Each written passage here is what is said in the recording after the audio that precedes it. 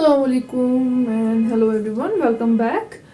तो हमारा जो है आज नया चैप्टर हम शुरू करने वाले हैं, दैट इज एंडोक्राइन सिस्टम। ठीक है, इसमें भी लाइक क्वेश्चन पूछे जाते हैं, ठीक है, मोर ऑफन। तो शुरू करते हैं, ठीक है। एंडोक्राइन सिस्टम क्या होता है? This is the system of ductless glands. इसमें क्या होते हैं? ऐसे ग्लैंड्स प्रेजेंट होते हैं। ग्लैंड्स का हमेशा ऐसा रहता है कि वो कुछ सिक्रेट कर रहे होते हैं। अब ये ऐसी चीजें जो है सिक्रेट करते हैं, हार्मोन्स बना रहे हैं, क्या बना रहे हैं वो हम देखेंगे, ठीक है। लेकिन जो ये सिस्टम है ना, ये डक्टलेस होते हैं, इनका डक्ट नहीं होता, यानी डायरेक्टली वो किसमें अपनी सिक्रीशन डालेंगे? ब्लड स्ट्रीम के अंदर, ठीक है, डायरेक्टली ब्लड में। जैसे हमारे पास सपोज अभी सैलिवरी ग्लैंड्स है जो हमारे पास होते हैं, ठीक है, तो डक्ट्स के थ्रू डालते हैं, but these are ductless. Like इनमें कोई ऐसा सिस्टम नहीं लगा। जैसे अगर कोई ग्लैंड है, ये इस तरह से नॉर्मली अपना जो है इस तरह से डक्ट के थ्रू भेजता था, ठीक है, फिर जाता था ब्लड स्ट्रीम में। लेकिन यहाँ पे देयर इज नो डक्ट, ठीक है, डायरेक्टली इसमें ब्लड स्ट्रीम यहाँ से जा रही है, तो ये ऐसे, ठीक है। अब ब्लड स्ट्रीम में डाल दिया, ठीक है, क्यों करता क्या है? ग्रोथ को रेगुलेट करने के लिए। ग्रोथ किस हद तक बढ़ानी है, किस टाइम पे कम करनी है, मतलब एज के हिसाब से, ठीक है। मेटाबॉलिज्म, ठीक है, आपका एनाबॉलिज्म, आपका कैटाबॉलिज्म, ठीक है। रिप्रोडक्शन में, स्ट्रेस को रेगुलेट करने में, ये वो वाला टेंशन से वाला स्ट्रेस नहीं जो हम आजकल कहते हैं, ये बॉडी का स्ट्रेस होता है। बॉडी जब किसी स्ट्रेसफुल सिचुएशन में होती है, ठीक है, स्ट्रेस में, या मेंटेन करना होम्योस्टेसिस। होम्योस्टेसिस का मतलब होता है इंटरनल बैलेंस या इक्विलिब्रियम। बॉडी में सपोज टेम्परेचर ज्यादा भी नहीं है, कम भी नहीं है, बॉडी में जो है अभी स्ट्रेस, या हम कहेंगे प्रेशर जो है, ब्लड प्रेशर हम कह सकते हैं, वो ज्यादा भी नहीं है, कम भी नहीं है, हार्ट रेट ज्यादा नहीं है, कम नहीं है। ग्रोथ हार्मोन कितना निकलना चाहिए, कैसे निकलना चाहिए, कब निकलना चाहिए, this all regulated by this thing, ठीक है। हो गया होम्योस्टेसिस। पहली चीज आप रखेंगे याद, एंडोक्राइन सिस्टम, ये सिस्टम होता है और डक्टलेस ग्लैंड जिनमें कोई डक्ट नहीं लगा होता है, ठीक है, that secrete hormones directly into the blood stream to regulate growth, metabolism, reproduction, stress and to maintain homeostasis, ठीक है। ये डेफिनेशन काफी होगी, ठीक है। दूसरा आप रखेंगे याद, father of endocrinology, that is Thomas Edison, ठीक है। एमसीक्यू है, हो सकता है पूछ ले गई पर भी, या कॉम्पिटिटिव एग्जाम में पूछा जाता है, ठीक है। तो father of endocrinology Thomas Edison. अब हम देखेंगे हाइपोथैलेमस और पिट्यूटरी ग्लैंड, बिकॉज इन्हीं का रोल रहता है, चाहे थायराइड हार्मोन निकलवाना है, चाहे एफएसएच निकलवाना है, वो सारा इन दो की वजह से जो है सब कुछ रहता है रेगुलेट, ठीक है। पहले तो हाइपोथैलेमस का मेन रोल रहता है, इसका दूसरा नाम है मास्टर ऑफ मास्टर ग्लैंड, और ये दूसरा मास्टर ग्लैंड कौन है वो भी हम देखेंगे, और क्यों है वो भी देखेंगे। हाइपोथैलेमस, दैट इज, हाइपो का मतलब होता है नीचे, thalamus is the part of in the brain, ठीक है, बिलो द थैलेमस, ये हमारा hypothalamus master of master gland होता है।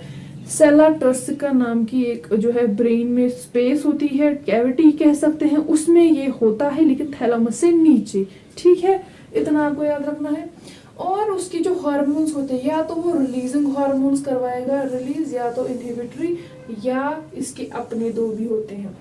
रिलीजिंग हार्मोन तक है क्योंकि यही स्टिमुलेट करेगा पिट्यूटरी को कि भाई अब ये वाला हार्मोन जो मैंने भेजा है रिलीजिंग हार्मोन, इसको रिलीज कर दो, फिर पिट्यूटरी रिलीज करता है। तो इसका जो है हम कह सकते हैं कि बाप ये है और ये बाप का बाप है, ठीक है, दादाजी, ठीक है। रिलीजिंग हार्मोन्स में, ठीक है, रिलीज करवाएगा, जैसे TRH, thyrotropin releasing hormone, corticotropin releasing hormone, gonadotropin releasing hormone, या प्रोलैक्टिन रिलीजिंग हार्मोन। मतलब ये वही हार्मोन्स है, बस इसका सिग्नल दे रहा है ये, ठीक है, ये सिग्नल दे रहा है इसको, भाई ये वाला हार्मोन आप निकलवा लो, ठीक है, बॉडी में इसकी जरूरत है। थायरोट्रोपिन रिलीजिंग हार्मोन, वहां से निकलेगा थायराइड स्टिमुलेटिंग हार्मोन, टीएसएच, वो हम आराम से देखेंगे, देखो यहाँ पे लिखा हुआ है, ये करेगा एक्ट थायराइड ग्लैंड पे और वहां पे अपना काम होगा, थायराइड हार्मोन्स निकलेंगे, T3 T4। वो चीज़ें हम देखेंगे, और उसमें कौन कौन सी डिजीजेस होती है, इंसफिशियंसीज होते हैं, कभी भी एक्सेस हो जाता है तो कौन सी उनके नाम क्या क्या है, वो कब होते हैं, वो भी हम देखेंगे, ठीक है। दूसरा होता है इनहिबिटरी हार्मोन, जैसे कि growth hormone, inhibitory hormone, somatostatin. इसका है कि अभी ग्रोथ नहीं चाहिए बॉडी में, ये जो है अभी एडल्ट हो चुका है, 18+, टीन एज इसने क्रॉस कर दी, अब इसको ग्रोथ की जरूरत नहीं है, जितना इसको होना था उतना ये हो चुका, ठीक है। उस चीज को रोकने के लिए डोपामिन इनहिबिटरी हार्मोन, ये प्रोलैक्टिन को, डोपामिन हमारा हैप्पी हार्मोन है लेकिन यहाँ पे प्रोलैक्टिन के साथ उसका रोल है, ठीक है, इनहिबिट्स प्रोलैक्टिन, तो यहाँ पे कंफ्यूज नहीं होना। एक और इम्पॉर्टेंट चीज है ये दो, वैसोप्रेसिन या एंटी डायूरेटिक हार्मोन, दूसरा oxytocin that is love hormone, birth hormone, milk milk releasing hormone, ठीक है, लव हार्मोन, जो भी बोल दो, ठीक है। ऑक्सीटोसिन क्या है, अब क्या होता है कि ये असली में इसी के जो है बनते, एक तो ये रिलीजिंग निकलवा रहा है हाइपोथैलेमस, ठीक है, दूसरा इनहिबिटरी, और ये दो हार्मोन्स, ये सब रिलीजिंग और इनहिबिटरी के साथ साथ ये अपने दो हार्मोन्स बनाता है, लेकिन ये स्टोर रहते हैं कहाँ पे, पोस्टीरियर पिट्यूटरी में, लेकिन ये है इसके, इसका ख्याल रखना, ठीक है। अब एक्चुअल में ये हाइपोथैलेमिक हार्मोन्स है लेकिन स्टोर रहते हैं पिट्यूटरी में, ठीक है। हो गया हाइपोथैलेमस का, रिलीजिंग हार्मोन्स है, इनहिबिटरी हार्मोन्स है, और दो इसके जो एक्चुअल है ये आप अपनी जगह पे याद रखोगे, ठीक है। फिर होता है पिट्यूटरी ग्लैंड, बाप, मास्टर ग्लैंड, ये दादाजी, ठीक है। पिट्यूटरी ग्लैंड में क्या है, एंटीरियर पिट्यूटरी होता है, मतलब suppose this is pituitary gland, suppose ऐसे मान लो, ठीक है, तो ये एंटीरियर आगे वाला, ये बीच वाला, ये पीछे वाला, ठीक है।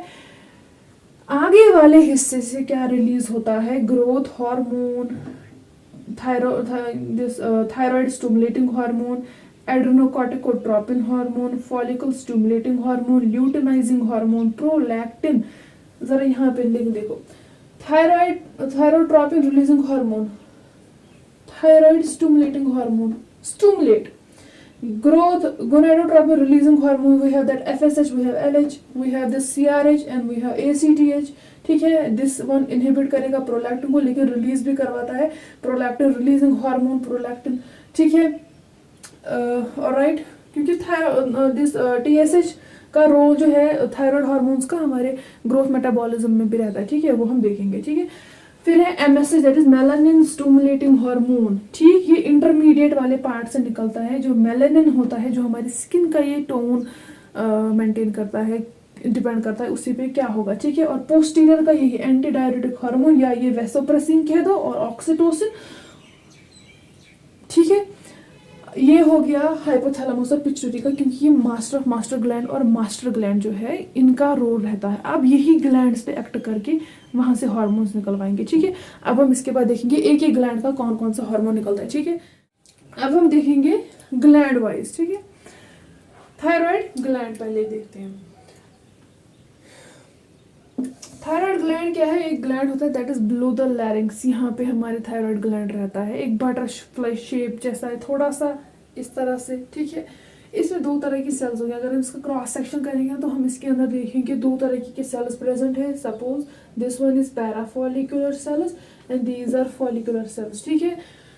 अगर थायराइड ग्लैंड का क्रॉस सेक्शन किया जाए उसमें देखेंगे माइक्रोस्कोपिकली हमें दो तरह के सेल्स मिलेंगे, एक होती है फॉलिकुलर सेल जो रिलीज करेगी T3 T4, ठीक है, थायराइड हार्मोन जो कहते हैं, दूसरा है पैराफॉलिकुलर सेल्स जो रिलीज करती है कैल्सिटोनिन दैट इज कैल्शियम को वो रेगुलेट करती है, मतलब जब बॉडी में ज्यादा कैल्शियम होता है तो ये कम करती है, कैसे करती है वो भी बताऊंगी, ठीक है।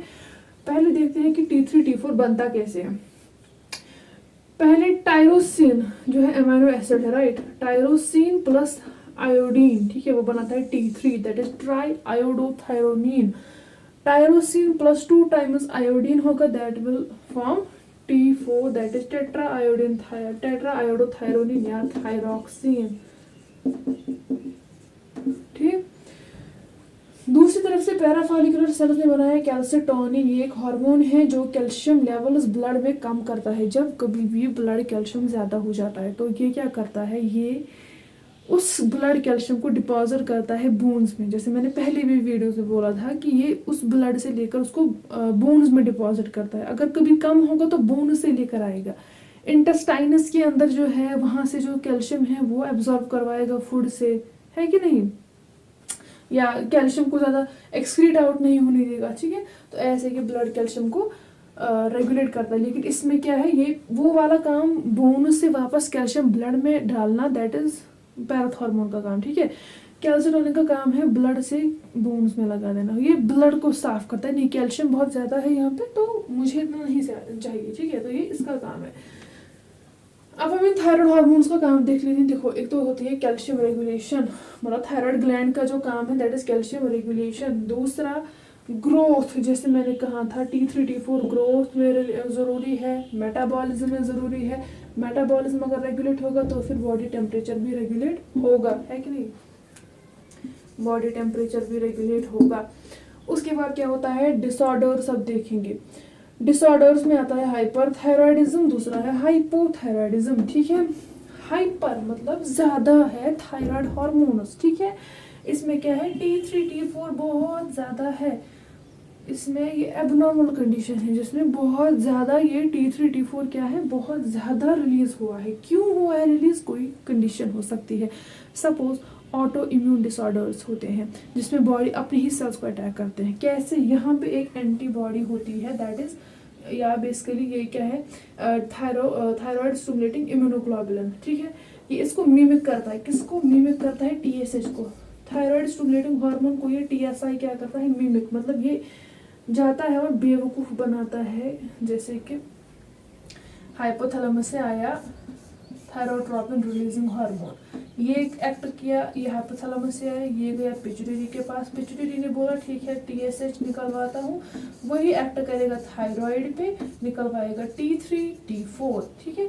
अब ये जो TSI है ना, जब जरूरत भी नहीं थी, ये नेगेटिव फीडबैक में जाता है और यहाँ पे इसको मिमिक करता है। ये TSI बोलता है नहीं मुझे तो चाहिए, और रिलीज करो और रिलीज करो, ठीक है, और यहाँ पे ये लेवल बढ़ जाती है, ठीक है। देन वी हैव हाइपोथायरॉयडिज्म, जब ये T3 T4 हमारे पास कम है या ना के बराबर है, ठीक है। इसमें जैसे कंडीशन होती है ग्वाइटर, यहाँ पे वो बॉल जैसे चढ़ जाती है थायराइड ग्लैंड। बेसिकली आयोडीन की डिफिशियंसी की वजह से हो भी सकता है और नहीं भी हो सकता है, इसमें ये एनलार्जमेंट हो जाती है, दैट इज ग्वाइटर, ठीक है। दूसरा होता है ड्वार्फिज्म, छोटा रहना, ये चाइल्डहुड में हो जाता है, थोड़ा लाइक 7-8 साल का होगा बच्चा तो उसमें ड्वार्फिज्म देखने को मिलता है। ग्रोथ नहीं होगी, ग्रोथ मेंटल ग्रोथ भी और फिजिकल भी। क्रिटिनिज्म, इन्फेंसी या बर्थ पे वो ऐसा ही पैदा होगा कि उसकी तो ग्रोथ ही नहीं हो रही है कुछ। या ये वाला फिर होता है चाइल्डहुड में, पैदा होने के टाइम ही ठीक था, धीरे धीरे इसने ग्रो किया, थोड़ा थोड़ा इसने चलना शुरू किया, लेकिन जब ये किसी सर्टेन एज पे पहुंचा ना अपने चाइल्डहुड में तो इसने ग्रो करना ही छोड़ दिया, ये छोटा ही रह गया। क्रिटिनिज्म मतलब ये वहां से ही पैदा होकर ऐसा ही क्रिटिनिज्म का शिकार था, या जो है इन्फेंसी में है अभी, वो कुछ महीनों का है, कुछ ये टाइम हुआ है तो उसमें उसको कोई ग्रोथ का कुछ नजर नहीं आएगा। हाशिमोटोज थायराइडाइटिस है एंड मिक्सेडीमा। मिक्सेडीमा का मतलब होता है पफी फेस, ठीक, दिस इज पफी फेस। और Hashimoto's thyroiditis that is inflammation of the thyroid gland, ठीक है। अब हम देखते हैं पैराथायराइड और थाइमस, साथ में पीनल ग्लैंड, क्योंकि आपको जो है इसमें थोड़ा कम ही है, ठीक है। MSN में जब आप देखोगे आगे चलकर आपको ये डीप पढ़ने, इनके डिसऑर्डर अच्छी तरह से पढ़ने, अभी यहाँ पे उतना ज़्यादा आपको नहीं चाहिए, मेन चीज़ें आपको बस यहाँ पे याद रखनी है। पैराथायराइड ग्लैंड वो रिलीज करता है पैराथॉर्मोन, इसका काम होता है ब्लड कैल्शियम को इंक्रीज करना, ठीक है। काम है ब्लड कैल्शियम को इंक्रीज करना। सपोज अभी ब्लड में कैल्शियम कम है, ये जाएगा इंटेस्टाइन्स के पास, उधर से फूड से कैल्शियम लेकर आएगा, जाएगा जो है बोन्स के पास, बोन्स में से कैल्शियम निकालकर ब्लड में डालेगा, तो ये इसका काम होता है ब्लड कैल्शियम को इंक्रीज करना। ये होता कहाँ पे, बेसिकली ये 4 होते हैं, इस तरह से डॉट्स बने हुए हैं ना, ये थायराइड ग्लैंड के पीछे होते हैं, ठीक है, 4 होते हैं नंबर में, ठीक है। तो ये इसका रोल होता है कैल्शियम को इंक्रीज करना। दूसरा होता है thymus gland. Let me show its image, एक सेकंड।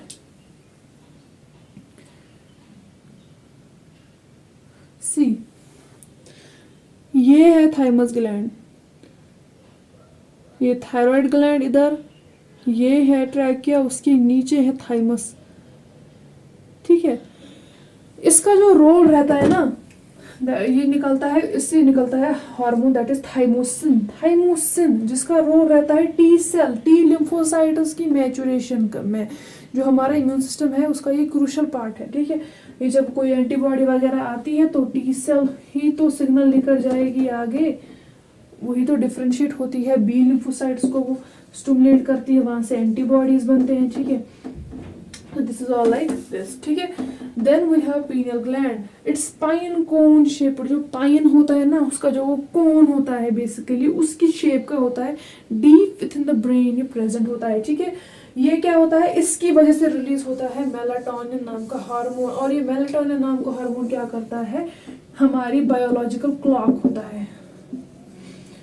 बायोलॉजिकल क्लॉक का मतलब कि अभी जैसे दिन है तो ये अभी हार्मोन नहीं डालेगा, जब शाम होगी धीरे धीरे हमें लगता है कि हमें जो है वी स्टार्ट यॉर्निंग। ठीक है, हमें नींद से आने लगती है क्योंकि ये अंधेरे के साथ चलता है। Right, this is a biological clock. ये हमारी सर्कैडियन रिदम को मेंटेन करता है, हमारी नींद का जो प्रोसेस है उसे ये रेगुलेट करता है। ठीक है, कौन, melatonin, parathyroid, parathormone, thymus, thymosin, pineal gland, melatonin. Melatonin का काम है, बायोलॉजिकल क्लॉक है, मेंटेन करना सर्कैडियन रिदम। सर्कैडियन रिदम, ठीक, ओके। एड्रिनल ग्लैंड, ठीक है, एड्रिनल ग्लैंड एक ऐसा ग्लैंड होता है जो किडनीज के टॉप पे होता है, मतलब दोनों किडनीज के टॉप पे ये टोपी जैसा होता है। ठीक है, अगर हम उसका क्रॉस सेक्शन करेंगे ना तो हमें दिखेगा, उसका होता है कॉर्टेक्स और होता है मेडुला। कॉर्टेक्स की 3 लेयर्स होते हैं। ठीक है, कौन कौन सा, zona glomerulosa, zona fasciculata, zona reticularis, और इसके होता है उसके बाद मेडुला। ठीक है, अगर हम एड्रिनल ग्लैंड का ऐसे कॉर्टेक्स और मेडुला का क्रॉस सेक्शन करेंगे। ठीक है, कॉर्टेक्स में क्या होता है, हमारे पास जो मिरलोकॉर्टिकॉइड है बेसिकली, हमारे पास वहाँ पे वो रिलीज होता है, यानी कि एल्डोस्टेरोन। सेक्स कॉर्टिकॉइड या एंड्रोजन्स कहेंगे हम इनको। ग्लूकोकॉर्टिकॉइड यानी कि कॉर्टिसोल, कॉर्टिसोन, कॉर्टिकोस्टेरॉन। ठीक है, ये 3 है मेन, आप रखोगे याद, कॉर्टिसोल। ठीक है, मिनरलोकॉर्टिकॉइड यानी कि एल्डोस्टेरोन। एल्डोस्टेरोन का रोल होता है आपके इलेक्ट्रोलाइट को रेगुलेट करना। ठीक है, जैसे हमारा एडीएच हमने पढ़ा था, उसका रहता है वाटर के साथ, इसका रहता है सोडियम जैसे इलेक्ट्रोलाइट्स के साथ रोल। अगर जहाँ पे सोडियम होगा वहां पे पानी भी होगा। ठीक है,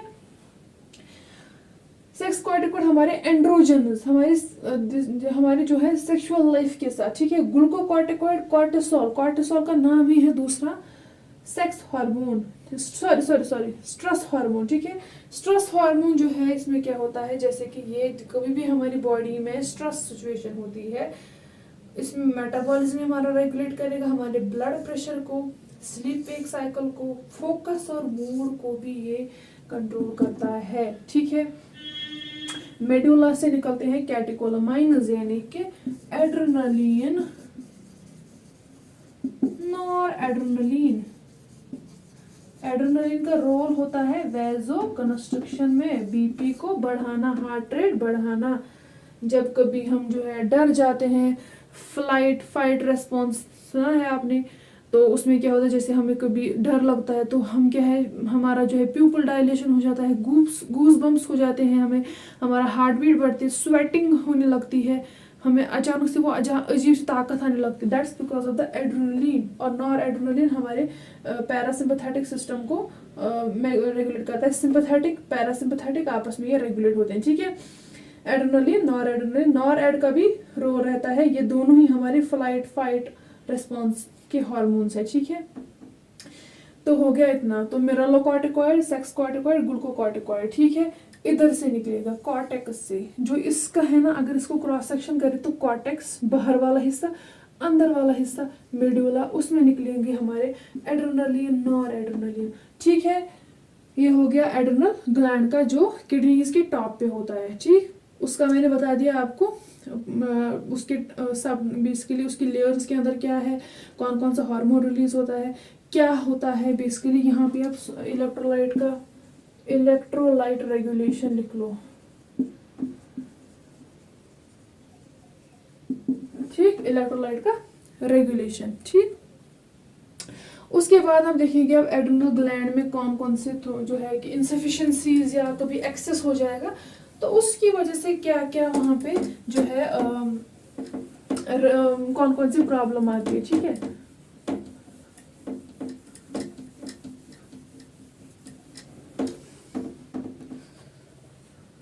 हमने देखा एड्रिनल ग्लैंड के बारे में, वो ग्लैंड कहाँ पे होता है, क्या होता है उसकी वजह से, और अगर इनसफिशिएंसी या कभी कभी एक्सेस हो जाएगा तो उन कंडीशंस में क्या होगा। जैसे इसमें आता है पहला एडिसन डिजीज, ठीक है। थॉमस एडिसन के नाम पे है ये, जो हमने कहा था फादर ऑफ एंडोक्राइनोलॉजी होते हैं, ठीक है। देखो एडिसन डिजीज होता है कॉर्टिसोल, मेनली कॉर्टिसोल और एल्डोस्टेरोन पे वो ज़्यादा फोकस करता है।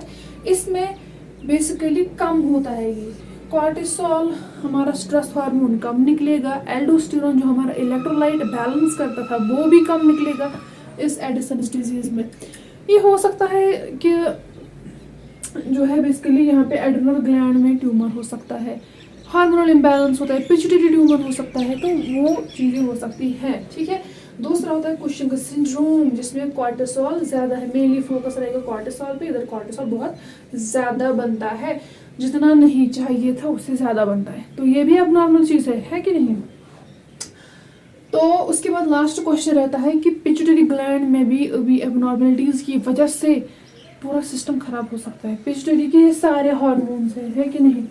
अब हाइपोपिट्यूटैरिज्म, हाइपर पिट्यूटैरिज्म। हाइपो मीनस जब ये सब हार्मोन जो भी निकलवा रहा है ये इस बाई का ये काम खराब हो जाएगा, ठीक है। इसमें पहले आता है ग्रोथ हार्मोन कम हो जाएगा। अगर ग्रोथ हार्मोन कम हो जाएगा बच्चों की ग्रोथ नहीं होगी, क्रिटेनिज्म, डॉर्फिज्म, ये सब प्रॉब्लम्स देखने को मिलेंगे। वो ग्रो नहीं हो पाएंगे अच्छे से, ना उनकी मेंटल ग्रोथ होगी ना ही उनको फिजिकल ग्रोथ होगी, ठीक है। हाइपोपिट्यूटैरिज्म में अगर एफएसएच ज़्यादा हो जाता है तो ये तो ज़्यादा ही प्रॉब्लम हो जाती है। एफएसएच हमारे लिए और ये ल्यूटिनाइजिंग हार्मोन और एफएसएच दोनों ही हमारे जो है मेल्स में फीमेल्स में oogenesis के लिए जो है फर्टिलिटी के लिए बहुत ज़रूरी है। अगर हाइपो या हाइपर में इनका ज़्यादा हो जाएगा तो वो भी गड़बड़ है। इधर एमेनोरिया हो सकता है, इनफर्टिलिटी हो जाएगी, ठीक है। oogenesis नहीं होगा, स्पोमेटोजेनेसिस नहीं होगा, या तो उसमें बहुत ज़्यादा हो जाएगा, ठीक है। एबनॉर्मलिटीज आएंगी उसमें, एड्रेनोकॉर्टिकोट्रॉपिक हार्मोन, टीएसएच एंड प्रोलैक्टिन, ठीक है। कॉर्टिसोल नहीं निकलेगा यहाँ पे, एड्रेनोकॉर्टिकोट्रॉपिन हार्मोन, ठीक है, जो कॉर्टिसोल के लिए था, ठीक है। सीआरएच कॉर्टिकोट्रॉपिन रिलीजिंग हार्मोन, टीएसएच तो उसमें कॉर्टिसोल की कोई भी सिचुएशन होगी इसमें कॉर्टिसोल सबको, इस वाली कंडीशन में कॉर्टिसोल नहीं निकलेगा। तो अगर कभी स्ट्रेसफुल सिचुएशन आएगी हमारी बॉडी में तो वो हमारी बॉडी उसके साथ डील नहीं कर पाएगी, मेटाबॉलिज्म ठप हो जाएगा, बॉडी टेम्परेचर नहीं रहेगा, ग्रोथ जैसे चीज़ें हैं वो नहीं होंगे, ठीक है। अगर ज़्यादा हो रहा है तो बहुत ज़्यादा मेटाबॉलिज्म होगा, मेटाबॉलिज्म इतना होगा कि वेट इस तरह से रैपिडली कम हो जाएगा उस इंसान का, ठीक है। उस बंदे की तो लाइक बैंड ही बच जाएगी, उसका वेट बहुत ज़्यादा, बेसिकली मेटाबॉलिज्म उसका बढ़ेगा, उसको वहाँ पे एनर्जी बनेगी, जो वो खाना खाएगा ना वो उसको लगेगा नहीं, लेकिन बल्कि वो एनर्जी बनेगी उसकी, ठीक है। अगर एनर्जी बनेगी तो फिर ज़्यादा उसका मेटाबॉलिज्म होगा तो ज़्यादा ये वेट लॉस जैसी प्रॉब्लम से जो है जूझ सकता है, ठीक है। कॉर्टिसोल और जैसे उसका स्ट्रेसफुल सिचुएशंस में तो उसका बहुत प्रॉब्लम हो जाएगी, ठीक है। तो वहाँ पे जैसे मेटाबॉलिज्म बहुत तेज़ हो जाएगा, ठीक है। टीएसएच थायराइड हार्मोन्स अगर कम हुए तो क्या होगा, थायराइड की वजह से वहाँ पे थायराइड हार्मोन्स क्या करते थे, एक तो हमारा थायराइड ग्लैंड की वजह से पैराफॉलिकुलर सेल जो कैल्सिटोनिन रिलीज करते थे, उधर वो कैल्शियम अब वहाँ पे कम नहीं होगा। दूसरी तरफ से जो फॉलिकुलर सेल्स है वहाँ पे भी मसला हो जाएगा कि वहाँ पे क्या है, जो फॉलिकुलर सेल्स का जो T3 T4 निकल रहा था वहाँ से अब मेटाबॉलिज्म नहीं रहेगा, ग्रोथ जैसी सिचुएशंस जो वो संभाल रहा था वो सब यहाँ पे ठीक नहीं होगा, ठीक है। अगर ज़्यादा हो रहा है तो उसमें बहुत ज़्यादा ग्रोथ हो जाएगी, ठीक है। तो यहाँ पे प्रोलैक्टिन है जो मिल्क प्रोड्यूसिंग हार्मोन होता है, या तो मिल्क निकलेगा ही नहीं या तो मिल्क बहुत ज़्यादा निकलेगा, ठीक है। दोनों में ही ये, दोनों हालतों में, दोनों सूरतों में ये एबनॉर्मल कंडीशन है, ठीक है। हाइपोपिट्यूटैरिज्म, हाइपरपिट्यूटैरिज्म, सिंपली पिट्यूटरी ग्लैंड में सपोज ट्यूमर है या ये जेनेटिक हो सकता है, ठीक है, जेनेटिक हो सकता है, तो इन हार्मोन्स पे असर पड़ेगा। इसको आई थी सपोज यहाँ से ये इंफॉर्मेशन आई थी, सपोज इसको ये आया था, ठीक है, प्रोलैक्टिन रिलीजिंग हार्मोन, इसका आया था GnRH, इन दोनों का, इसका आया था ये ACT, corticotropin releasing hormone. Signal तो इसने दिया था हाइपोथैलेमस ने, लेकिन यहाँ पे कोई गड़बड़ होने की वजह से इन चीज़ों पर फर्क पड़ा, और इन चीज़ों पे फर्क पड़ने की वजह से पूरी बॉडी खत्म हो गई। ग्रोथ हार्मोन पे असर पड़ा तो ग्रोथ नहीं होगी या तो बहुत ज़्यादा होगी। सुपरमेटोजेनेसिस, oogenesis वाली जो प्रोसेसेस है, इनफर्टिलिटी, एमेनोरिया जैसा हो सकता है अगर कम ज़्यादा हो जाएगा तो। कॉर्टिसोल सिचुएशंस में, स्ट्रेसफुल सिचुएशंस में कोप अप नहीं कर पाएगी बॉडी, ठीक है, मेंटेन नहीं कर पाएगी होम्योस्टेसिस। TSH, प्रोलैक्टिन में मिल्क प्रोड्यूस नहीं होगा, ये तो बहुत ज़्यादा होगा। थायराइड हार्मोन्स बहुत ज़्यादा होंगे, मेटाबॉलिज्म बहुत ज़्यादा बढ़ेगा, और ब्लड कैल्शियम भी रेगुलेट नहीं हो सकता है, और अगर ज़्यादा कम हो गया तो उसमें मेटाबॉलिज्म बहुत कम हो जाएगा, उस वाली कंडीशन में मेटाबॉलिज्म बढ़ रहा है, ठीक है। So this was all about your endocrine system.